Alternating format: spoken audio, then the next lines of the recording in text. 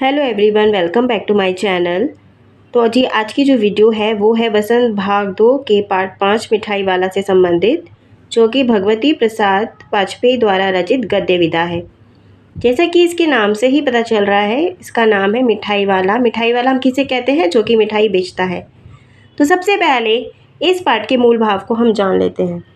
इस पार्ट का जो मूल भाव है वह यह है कि हम अगर खुद परेशान भी हैं और उस परेशानी को हम व्यक्त ना करते हुए दूसरों को जो सुख पहुंचाते हैं, तो जो उन्हें आनंद होता है, उस आनंद को देख के हमें जिस सुख की अनुभूति होती है वह इस संसार में सबसे बहुमूल्य है।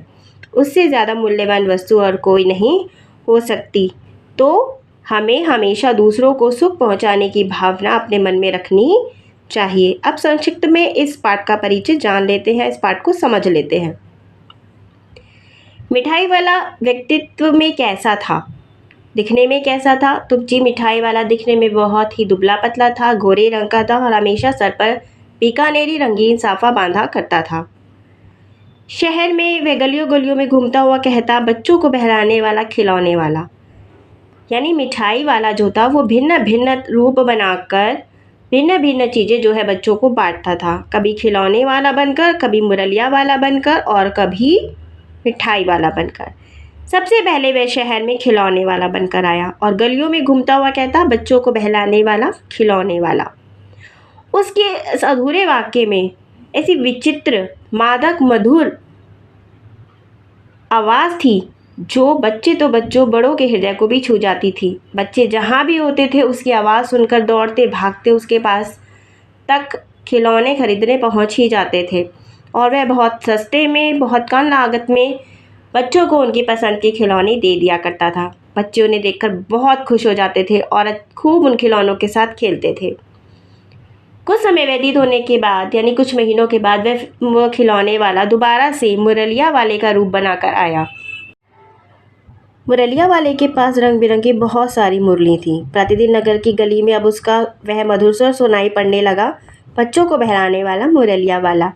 जब बच्चे उसका वह स्वर सुनते तो दौड़ते भागते उसके पास मुरली खरीदने पहुंच जाते और वह भी किसी बच्चे को निराश नहीं करता, उनकी पसंद की मुरली उन्हें दे देता। कई बार ऐसा भी होता था कि किसी बच्चे के पास पैसे नहीं होते थे और वो उदास हो जाता था कि उसे अब मुरली नहीं मिलेगी, परंतु पैसे ना होने के बावजूद भी वह उन बच्चों को मुरलिया दे देता था। मुरली पाने के बाद उन बच्चों के चेहरे पर जो खुशी आती थी उसे देखकर वह आनंद विभोर हो जाता था। उसी नगर की एक महिला रोहिणी ने अपने पति विजय बाबू को उस मुरलिया वाले का स्वर सुनकर उनके पास अपने बच्चों के लिए मुरली खरीदने के लिए भेजा। जब बहुत कम दाम पर विजय बाबू मुरली खरीदकर घर लौटे तो उन्होंने अपनी पत्नी रोहिणी को सारा वृतांत सुनाया कि किस तरह से वो मुरली वाला सस्ते में अपनी चीज़ों को बेच रहा है। कुछ दिन बाद उस मुरली वाले का स्वर न सुनाई दिया और 7-8 महीने बीत गए। 7-8 महीनों के बाद वह मुरली वाले का स्वर रोहिणी के कानों में फिर से पड़ा। अब की बार ना तो वो खिलौने बेच रहा था, ना ही मुरली। अब की बार जो उसने आवाज़ लगाई वो लगाई मिठाई वाला बनकर।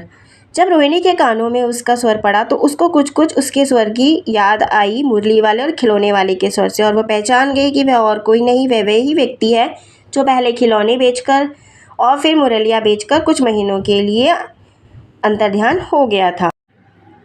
उस समय रोहिणी के पति विजय बाबू घर पर मौजूद नहीं थे, तो उसने दादी की सहायता से मिठाई वाले को घर बुलाया और बहुत देर मोलभाव करने के बाद दादी की पसंद के हिसाब से मिठाई वाला मिठाइयाँ गिनने लगा।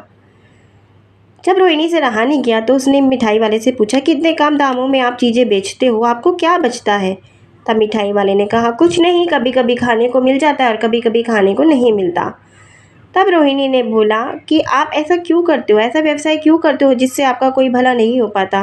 तो वह बोला कि कुछ भी ना मिले पर मुझे संतोष, धीरज और कभी कभी असीम सुख जरूर मिल जाता है, जो कि मैं चाहता हूँ। तो रोहिणी के मन में ख्याल आया अचानक से कि वह असीम सुख जो वो चाहता है वो क्या है। उसने झिझकते हुए उससे थोड़ा सा पूछा कि आप बता सकते हो?